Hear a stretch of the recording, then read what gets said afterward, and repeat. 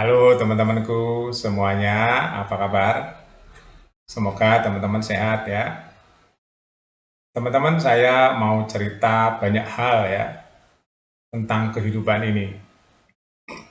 Jadi hidup di sebuah negara ya, teman. Itu pasti ada hukum, ada aturan mainnya ya. Di setiap negara ya, ada peraturan. Nah, sekarang kita mau lihat di negeri tercinta Indonesia ini, teman-teman. Indonesia zaman sebelum kemerdekaan, rakyat berjuang untuk mencapai kemerdekaan. Setelah merdeka, disusunlah peraturan sehingga Indonesia ada namanya undang-undang. Nah, jadi undang-undang itu induk dari segala undang-undang itu adalah di bawah Pancasila, teman-teman ya. UUD 1945. Oke, kita lanjut singkat saja supaya videonya di bawah 10 menit ya. Saya mau cerita tentang keadilan. Kita tahu teman-teman, di negeri kita yang tercinta ini banyak sekali koruptor hingga saat ini ya. Kalau teman-teman aktif membaca berita, melihat perkembangan berita-berita setiap harinya update, bagi orang yang peduli dengan keadilan, peduli dengan kemerdekaan, peduli dengan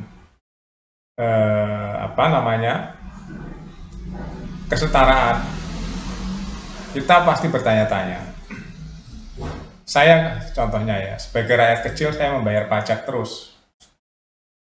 Walaupun pajaknya ya hanya pajak kendaraan, pajak bumi dan bangunan, pajak PPN, kalau setiap belanja kita kena PPN, ya, jual beli kita kena PPN. Itu setiap hari kan aktif, setiap individu Indonesia yang aktif jual beli itu selalu membayar PPN.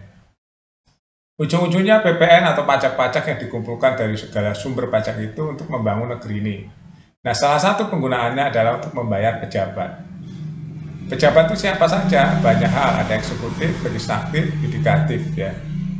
Nah, saya mau soroti tentang koruptor nih. Koruptor itu pasti pejabat, teman-teman, bersama yang terkait ya, pengusaha dan sebagainya. Ya, siapa pejabat? Pejabat itu adalah orang yang memimpin atau orang yang incas di dalam suatu lembaga tertentu yang kehidupannya mendapatkan imbalan dari negara, yaitu imbalan dari rakyat. Nah, anak cucunya sudah dicukupi dari situ, listrik, air, rumahan, transportasi, makan sudah dicukupi dari rakyat. Tapi di sisi lain, teman-teman, koruptor masih banyak sekali berkeliaran.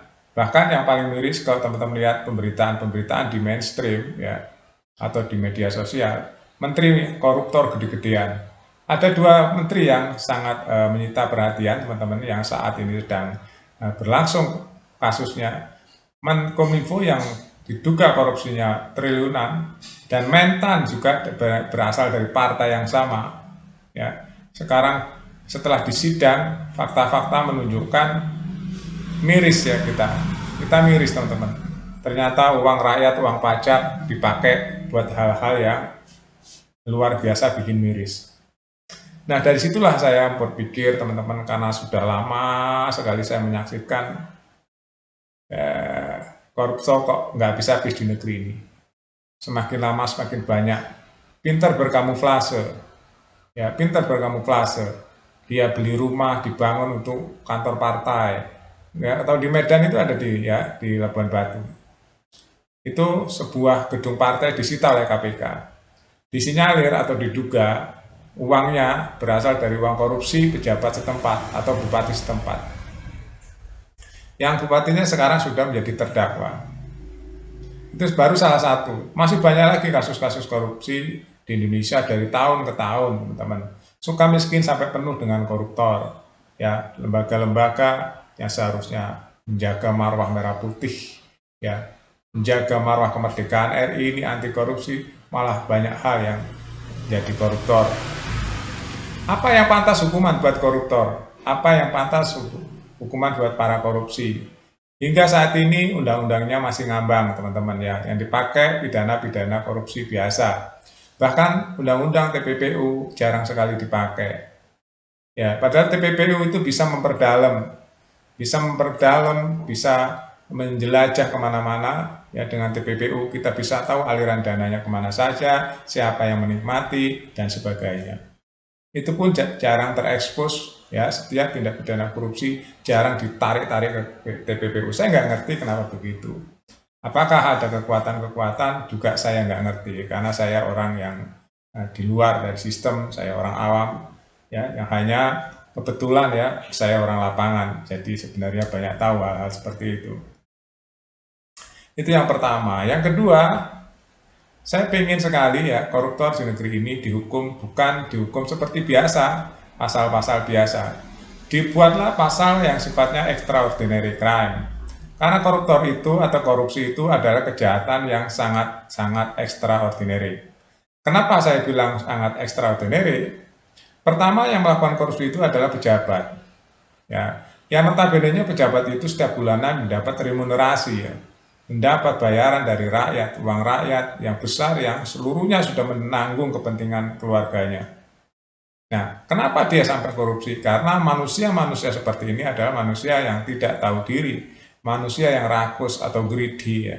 Manusia-manusia yang nggak layak untuk mendapatkan jabatan. Ya, kenapa harus dihukum berat? Ya dihukum berat karena dia mengkhianati rakyat. Karena dia mengkhianati rakyat, teman-teman. Dia sudah diurusi semua oleh rakyat, ditanggung semua biaya hidupnya, disuruh ngurus kepentingan-kepentingan rakyat, malah dia menjadi korupsi, menjadi koruptor. Ya, hukumannya tepat kalau menurut saya, selain tadi itu, ya terbitkan cepat-cepat undang-undang perampasan aset. Ya, kalau semua terbukti, sita asetnya, miskinkan ya koruptor dan keluarganya. Itu yang pertama.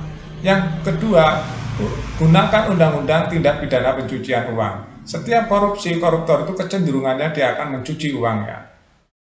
Yang ketiga, jangan dihukum di gedung-gedung, jangan dihukum di gedung-gedung. Makanya harus buat undang-undang khusus buat koruptor, dihukumnya di lapangan. Dihukumnya di lapangan, ya, ditaruh di sebuah bambu, ya, diikat. Dia biar kepanasan, kehujanan.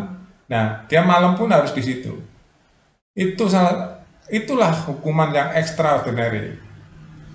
Hukuman yang extraordinary yang harus diterima oleh kejahatan extraordinary. Karena korupsi itu, teman-teman ya, korupsi itu adalah kejahatan extraordinary. Extraordinary. Nah, kalau saya menjelaskan pakai rasa ya, teman-teman, nggak mau pakai teori-teori yang jelimet, yang sifatnya argumentatif, di situ bisa dibelokkan kemana-mana. Saya mau menjelaskan kejahatan extraordinary dengan pakai rasa. Yaitu rasanya yaitu tadi, teman-teman. Kejahatan yang paling jahat adalah korupsi. Karena dilakukan oleh orang yang tidak berkekurangan. Ya, beda dengan petani, orang miskin, kakek-kakek mencuri makanan karena dia lapar. Ini orang sudah nggak lapar, tapi dia tetap mencuri uang rakyat. Itu adalah kejahatan yang jahat. Ya, super jahat itu adalah korupsi atau koruptor ya, orangnya ya. Makanya harus dihukum extraordinary crime. Setelah ditaruh di lapangan, dibiarkan saja dia, teman. Biar kehujanan, kepanasan, biar digigitin nyamuk, gigitin semut, ya biarin aja seperti itu. Karena dia orang yang tidak tahu diri, tidak bisa bersyukur, dan selalu mengerorong rakyat, merongrong negara ini. Harus dihukum setimpal. Jangan hukuman di dalam gedung, dapat AC, dapat kasur. Jangan, itu enak, dibiayai makannya, jangan. Nah, jadi nanti koruptor ini yang akan melakukan korupsinya, dia mikir-mikir panjang, teman-teman. Itu saja, teman-teman, saya batasi di bawah 10 menit ya, opini saya. Mudah-mudahan ini menyadarkan ya, siapa saja bahwa korupsi itu adalah extraordinary crime. Sampai jumpa.